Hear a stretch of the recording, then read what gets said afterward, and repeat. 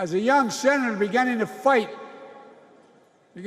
for 50 years to give Medicare the power to negotiate low prescription drug prices, we finally beat Big Pharma.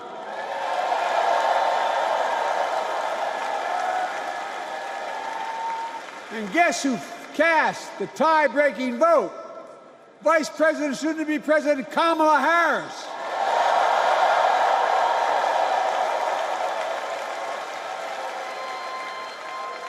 And now it's the law of the land. Instead of paying $400 a month for insulin, seniors with diabetes will pay $35 a month. The law we passed already includes, starting in January, every senior's total prescription costs can be capped at $2,000 no matter how expensive the drugs they have. And what we don't focus on, and our Republican friends don't seem to understand, our reforms don't just save seniors money, they save the American taxpayers money. You know what we just passed saved? It saved $160 billion over the next decade. That's not hyperbole. It's because Medicare no longer has to pay those exorbitant prices to the Big Pharma. But look, thank you, Kamala, too. Look, folks, how can we have the strongest economy in the world without the best infrastructure in the world? Donald Trump promised Infrastructure Week every week for 4 years, and he never built a damn thing.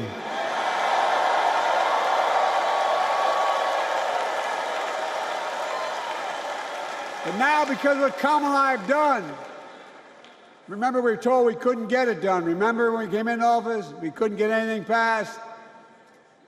But right now, we're giving America an infrastructure decade, not week. We're modernizing our roads, our bridges, our ports, our airports, our trains, our buses. We're removing every lead pipe from schools and homes so every child can drink clean water. We're providing affordable high-speed internet for every American, no matter where they live, not unlike what Roosevelt did with electricity. And so much more. We are uniting the country. We're growing our economy. We're improving our quality of life. And we're building a better America.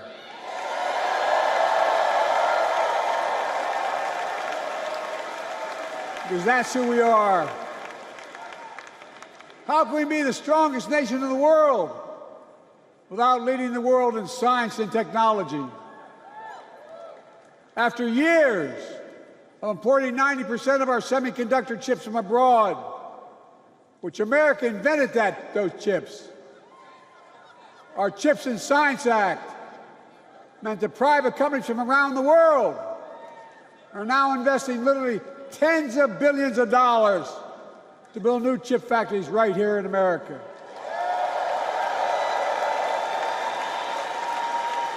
And over that period, they'll create tens of thousands of jobs.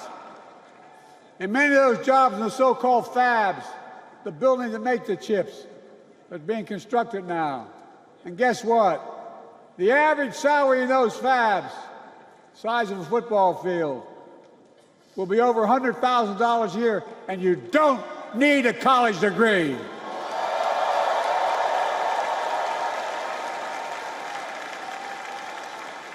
Because of you and so many electeds out there, American manufacturing is back. Where the hell to say we wouldn't lead the world in manufacturing?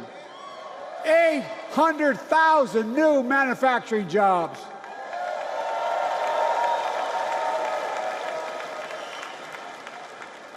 Our Republican friends and others made sure they'd go abroad to get the cheapest labor. We used to import products and export jobs. Now we export American products and create American jobs right here in America, where jobs belong. With every new job, with every new factory, Pride and hope is being brought back to communities throughout the country that were left behind. You know you're from them, many of you. You know what it's like when that factory closed, where your mother, your father, your grandmother, grandfather worked. And now you're back, providing once again, proving that Wall Street didn't build America, the middle class built America, and unions built the middle class.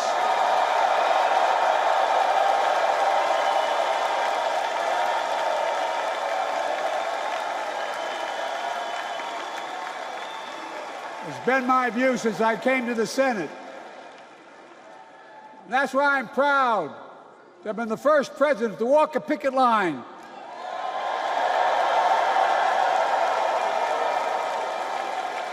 and be labeled the most pro-union president in history, and I accept it. It's a fact.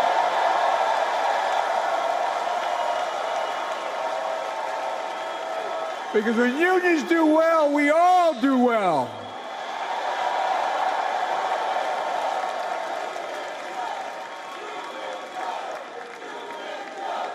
You got it, man. You got it.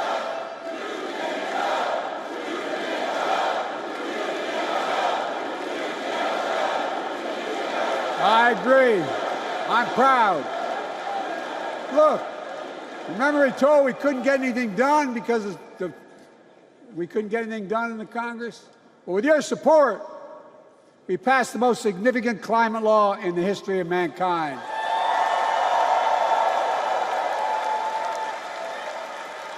Over $370 billion. Cutting carbon emissions in half by 2030. Launching a climate corps, similar to AmeriCorps and Peace Corps, creating tens of thousands of jobs for young people of the future who are going to make sure this continues. Creating hundreds of thousands of jobs in clean energy for American workers, including the IBEW installing 500,000 charging stations all across America.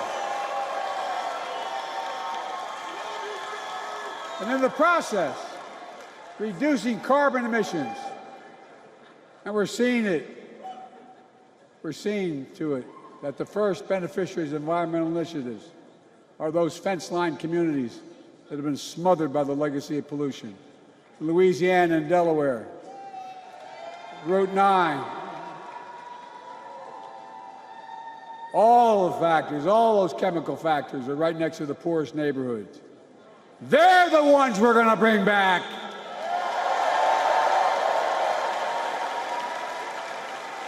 And how?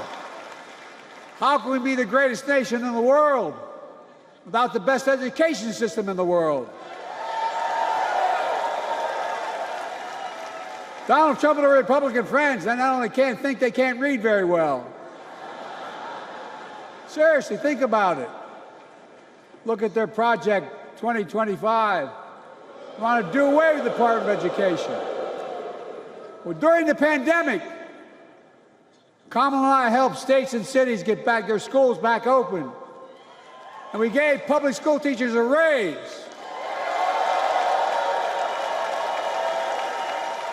We created apprenticeships with businesses and communities, putting students on a path to a good paying job, whether or not they go to college.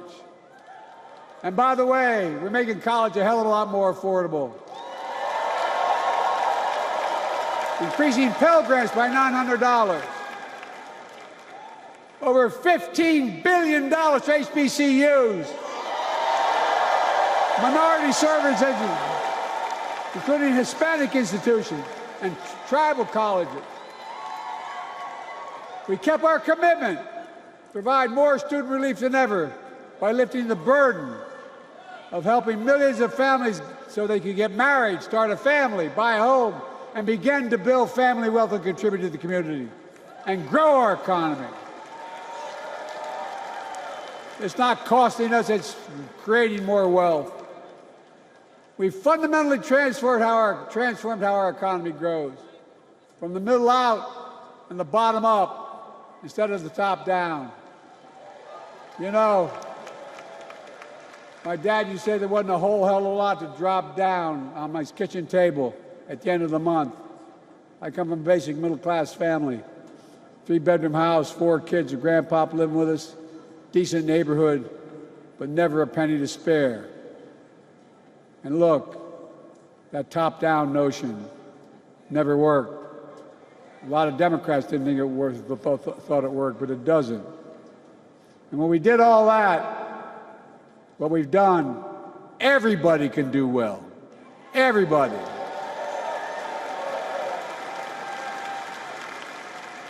Donald Trump calls America a failing nation.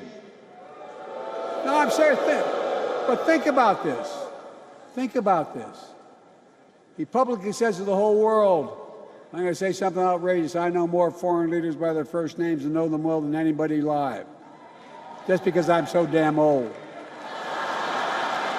But I'm not joking. Think of the message he sends around the world when he talks about America being a failing nation. He says we're losing. He's the loser. He's dead wrong.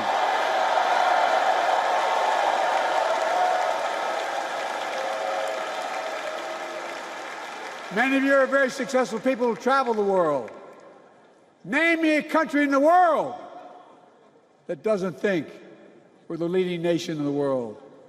Without America, not a joke, think about it. I'm being literal. Who could lead the world other than the United States of America? Well, guess what? America's winning, and the world's better off for it. America's more prosperous, and Americans are safer today than under Donald Trump. Trump continues to lie about crime in America, like everything else. Guess what? On his watch, the murder rate went up 30%, the biggest increase in history. Meanwhile, we made the largest investment, Kamala and I, in public safety ever. Now, the murder rate is falling faster than any time in history. Violent crime has dropped to the lowest level of more than 50 years. And crime will keep coming down when we put a prosecutor in the Oval Office instead of a convicted felon.